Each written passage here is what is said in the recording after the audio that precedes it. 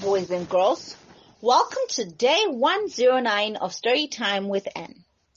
The title of our story today is Tim's Train Set, from Uncle Arthur's Best Bedtime Stories, Volume 1. Shall we pray? Our Father who art in heaven, dear Lord, we thank you for this day.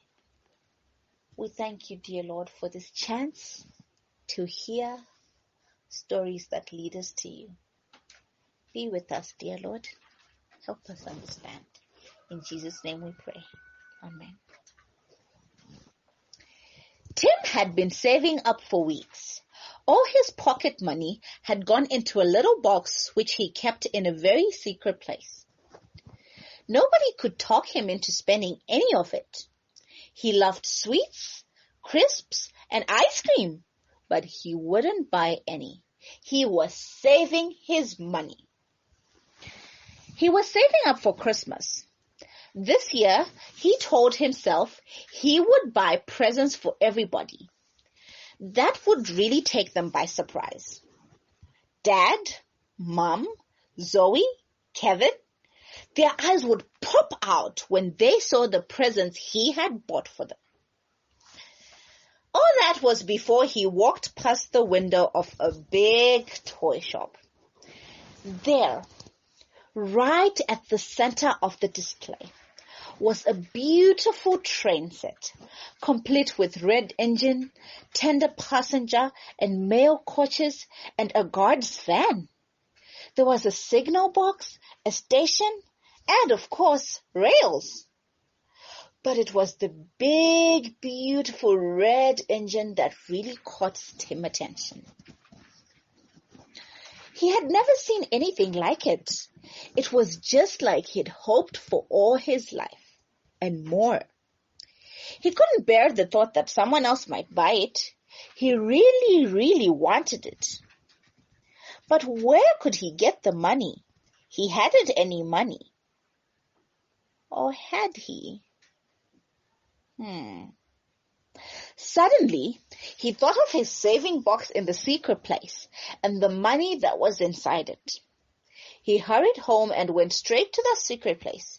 He opened the box, poured the money out on the floor. What a heap! He had saved more than he had thought. He began to count it. And guess what? There was just enough to buy the train set. Trying not to think about anything else, he ran back to the toy shop. Fantastic! It was still in the window. No one had bought it. And there it was. Red engine, tender passenger, and mail coaches, station, the whole lot. Tim went inside the shop and found the counter in front of the train sets. I want a train set like the one in the window shop, he said. It's very expensive, the lady assistant said, giving Tim a second look. Have you got the money? Oh, yes, said Tim proudly. I've got stacks of money. I've been saving up for weeks and weeks. All right, said the lady. I'll put it in a box and wrap it up for you. Thank you, said Tim, pouring the money onto the counter from the paper bag he had brought it in. He could hardly wait to get his hands on the train set, and best of all, to set it up at home and see it working. When the parcel had been wrapped, the lady handed it to Tim. It was his. He hurried home, opened the parcel, and set up the train on the floor of his bedroom. Soon, the red engine was running round the track, past the signal box, past the station. Then Mom came in. Hey, she exclaimed. Where did you get that from? This is my new train set, said Tim, picking up the engine from the track, its wheels still spinning. Watch how fast it goes. Isn't it great? Did somebody give it to you? No, I bought it. Bought it? Cried Mom. I thought you were saving up for Christmas. Well, I was, muttered Tim. But,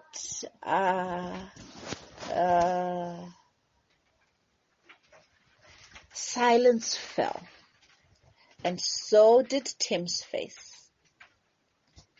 Then it hit him.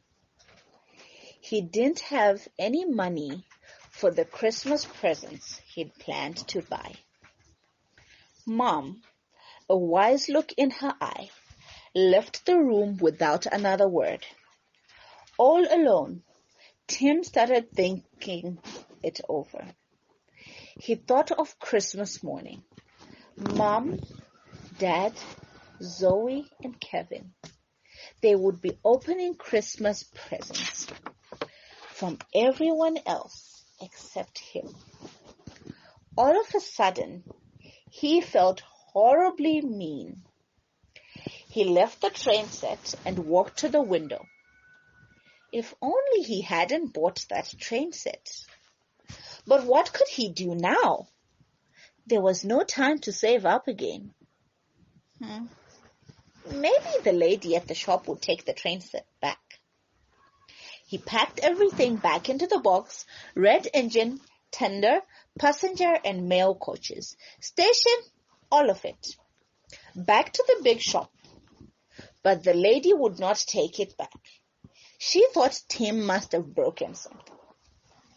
Tim was in a panic. What could he do now? Who would buy it? Who? Anyone? He asked around among his friends, but no one had enough money. Everyone was saving up to buy Christmas presents too. Then he had a bright idea. Why not try Uncle Sam? Uncle Sam had always been good to him. Tim walked over to Uncle Sam's house, the box under his arm. Uncle Sam, he said, his eyes cast down. Would you like to buy a train? Uncle Sam roared with laughter. No, he didn't want to buy a train. Certainly not just before Christmas. Smiling shyly, Tim said, I mean a toy one. Oh, a toy one, said Uncle Sam. That's different. Let's have a look at it. Tim opened the box. As Uncle Sam looked everything over, Tim explained all about it and why he needed the money back. Well, all right. I'll buy it from you, said Uncle Sam, giving him the money. Tim was so thrilled he ran all the way back home. He had his money back, all of it. Without further delay, he went to town and bought the presents he'd planned for Mom, Dad, Zoe, and Kevin. And Uncle Sam, of course, now that he had been so kind. On the way back home, he felt so much better. In fact, he thought he had never been this happy before in his life. When Christmas morning came, that was the best of all. Everyone was so pleased with their presents. Tim knew he had done the right thing. And no, in case you're wondering, Tim didn't find a box with a train set in it among his presents. Funny thing though, months later, when Tim's birthday came around, the postman brought a parcel with a familiar size and shape. The handwriting on the label was Uncle Sam's for sure. Maybe you can guess what was inside. And that's the end of our story. Our verse for today is Philippians chapter 2, verse 4. Let each of you look not only to his own interests, but also to the interests of others. Let each of you look not only to his own interests, but also to the interests of others. Our song is going to come from Songs, Prayers, Art, and Nature.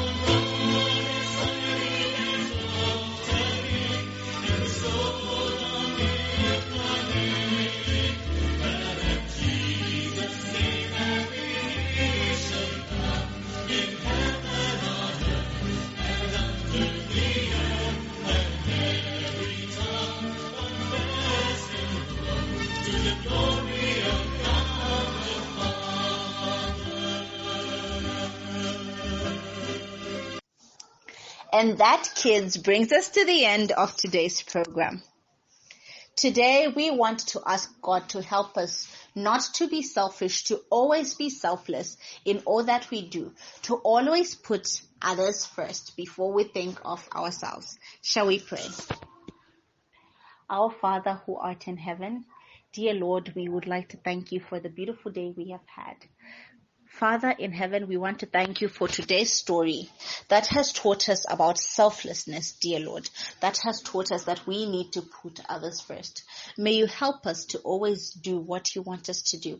May you help us to always be able to put others first. May you always help us to be considerate, to always think about how others would feel or if we do what we want to do and the impact of our actions on other people. Thank you, dear Father, for hearing our prayer. May you be with us now until tomorrow. In Jesus' name we pray. Amen. So from me, it's bye until tomorrow.